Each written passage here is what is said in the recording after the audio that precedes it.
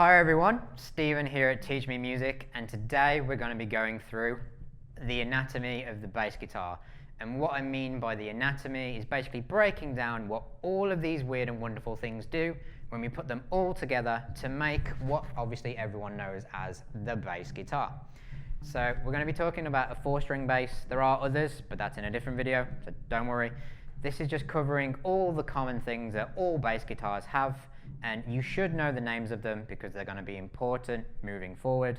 And if you don't know what the names are or the correct terms, if you break something and you need to replace it, or if someone talks to you about it, you have no idea what they're talking about, straight over the head, no one has a clue, so this is really important to know.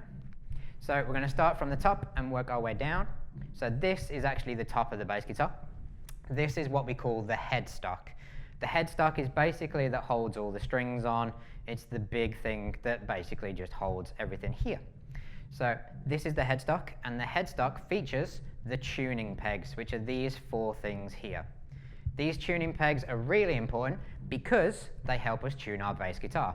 Majorly important. If you can't tune your bass guitar, what's the point in having it? Because you can't control what the notes are. You can't control the sound. Tuning the bass guitar is a really important thing, and that's covered in a different video. Just in case you're like, well, how do you tune it? I'm going to explain that in another video, so don't worry. What we also have as well, the front, this is called the machine head. So these 4 things here, these are really important as well, because the string goes straight in the middle. There is a little tiny hole that's cut in. The tip of the string goes through it, and then you curve the strings around it, and basically that's where all the strings are held in place, and they all attach to this black thing here, which is called the nut. The nut allows the strings to go nice and straight through to the headstock. If you didn't have a nut, if you played the note or the string would just vibrate, go crazy, and your sound would be absolutely terrible. You wouldn't be able to sustain anything. It would sound dire. And the nut basically just makes sure that the string nice and flush across the guitar or the bass, and that just gives you a nice consistent sound. So the nut is really important, and it's that black thing right there.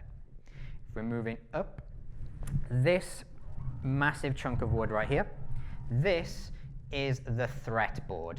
And the fretboard is spelled with an F, so that is F-R-E-T, just in case. And the reason why we call it the fretboard is because these silver things here, these are our frets. And a fret basically allows you to produce a sound and to produce a note. So these are really important, and we're going to cover why in another video. But just remember, fretboard is the front, and the metal strips are the frets. You can also get something that is called a fretless. Bonus points if you know what that means. It means that there are no frets. The bass guitar is fretless, hence the term. We don't have one in this video. I will show you one in another video, don't worry. So once again, fretboard and frets. The back is called the neck. So if you're talking about the actual back of the wood, the back of the bass, this is the neck of the bass guitar, and the front is the fretboard. The neck of the bass guitar is basically where you're going to put your thumb, and it's going to allow you to curve your hand around to play the notes.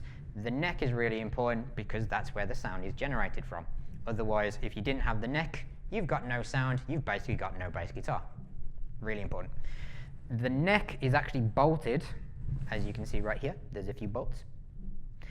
It's called a bolt-on neck if there are bolts. If not, then it's called a neck through. And a neck through basically means the neck is all the way through the body because there are no bolts. Makes sense, right? So the neck is attached to the body of the bass guitar. So the bodies can be different shape, different colors, different woods. This is the body of the bass guitar. And this is really important because it holds not only the strings, because everything is bolted and fastened to the body, it also affects the sound, it also holds the electronics, and it also holds the pickups, which I'm going to show you in a little bit more detail in a second. So the body of the bass guitar is really important, and for anyone that's got a keen eye for detail, you can get different shapes, different sizes, and different woods, and that's the reason why certain basses sound different. So if you've got one bass in your collection, I guarantee in the next couple of years you'll probably have about 200, because we all like bass guitars. That's why you're here. So obviously with the body, there is a little bit of a cutaway here, so literally a little bit of a drill hole, and that is the truss rod. So the truss rod can sometimes be found in the headstock, and sometimes can be found in the body, so right here, that little chunk of wood that's missing there. And the reason why that's important is because the truss rod is a metal rod that runs through the neck of the bass guitar. And the reason for that is because the neck of the bass guitar cannot be perfectly straight. It needs to bow or bend slightly, and that's what gives it the certain sound, allows you to play all of the frets on the fretboard. So if your neck was completely straight and had no metal rod in it, the truss rod, basically what would happen is, because of humidity and pressure and the heat and all these kind of other things, eventually that would bend or bend upwards and it would snap. So the idea is this rod is pulling everything down slightly, keeping the neck, because it's bolted on, keeping the neck secure, so it's going to stay there, it's not going to fall off, it's not going to break, unless you obviously swing the bass like an axe, as some musicians do, and you can check that out totally. So obviously if you swing it, it might break because you're going to whack it off the floor. That's nice and rock and roll. But as long as you are careful and you protect your bass, the neck is nice and secure because of the truss rod. That's the metal rod. So that's another thing to remember. Moving down, we have these two black things right here, and these are the pickups. Pickups are basically just fancy magnets. We are going to talk to you about the different magnets you can get, or different pickups. But just so you're aware, the pickups are magnets. They pick up the vibration of the string when you play a note, and they convert it into sound, which is passed through into the amplifier, and that's what you hear as a bass guitar. So without pickups, the bass guitar is pretty much redundant, especially electric bass. So you need pickups, and we'll go into more detail in that eventually, don't worry. So then, if we're moving all the way down, we've got this nice little gold bit here. This gold bit is called the bridge. The bridge can come in one solid lump of metal, and basically the strings run over it, or they can come individually like this one. So I've got an individual bridge for each string, which basically means they're a bit more adjustable, it's a bit more fancy, it's a bit more expensive, and the idea is that it's just a little bit cooler. So what is the bridge? Well, the bridge is a little bit of metal that's on the body of the bass guitar. The string goes through it, and there is like a nice little slit and a nice little cut here in the metal, and that is called the saddle. The string runs over the saddle, and that's what keeps the string straight. So when you play a note, which obviously we will do very, very soon, the idea is from the nut to the saddle and the bridge, that's where your sound is generated. If you go past the nut, no sound is generated because it stops the vibration. And pretty much if you go off the bridge, well, that's the end of the bass guitar, there's no sound. So from there to there is where your sound is generated when you play a note. So nut, just to recap, that's the nut, and this is the bridge and the saddle is the bit that the string goes over. You might have a different bass to me, so check yours out. You will see a little bit of a cut in the metal, and the string needs to run perfectly straight down that. Otherwise, it's going to sound terrible. The string is going to wobble, go crazy, and it's not going to sound good. So remember all those little details. It's going to be important when we carry on. So what else do we have? Well, we have the electronics, which are all these weird dials down here. I do have some switches as well. They're still called electronics, and electronics are basically how they affect the electronics and the electrical circuit in the bass guitar. So all of these dials do something, and they're soldered in, and it doesn't matter what bass guitar you have, it's the same. So you might have a few less dials, you might have more. It might look like a spaceship where you've got 1,000,000 dials on it. They all do certain things, and we're not going to go into detail in this video about it, but this is called the electronics of the bass guitar, just so you're aware of that. We've got a few minor things to talk about, and then you've completed the anatomy of the bass guitar. You are now a master of the anatomy. Always good to know.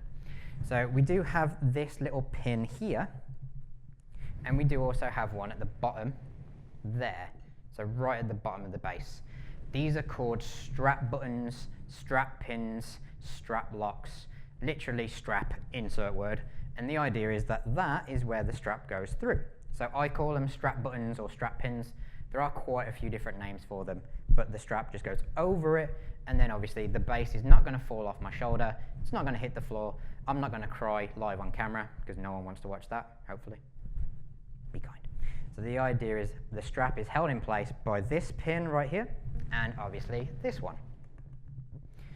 So there's one final thing we need to do, and that is to talk about this weird thing right here. So this little cut right here, this little hole in the bass guitar, is what we call the input jack, and also it can be on the side sometimes.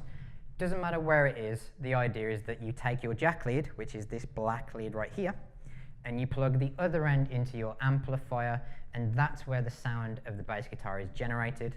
So it's an input jack going to your amplifier, and it's just a really small connection, and you just plug the jack lead in, and that's what this thing is right here. So if I play a note, you'll hear it because it's plugged in. If I pull this out, which I'm not gonna, but if I did, then there is zero sound coming out of this bass guitar because the circuit inside the instrument is not complete. When you plug this in, it completes the circuit, and you don't need a degree in electronics to understand when you complete a circuit, something happens. If the circuit is broken or not complete, nothing happens. Really, really simple. So that is the anatomy of the bass guitar.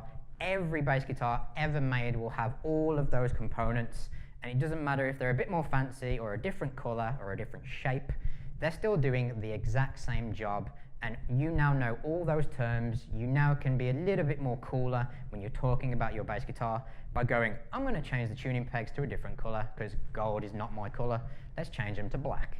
Let's change them to chrome. Let's do this, let's do that, let's change the nut.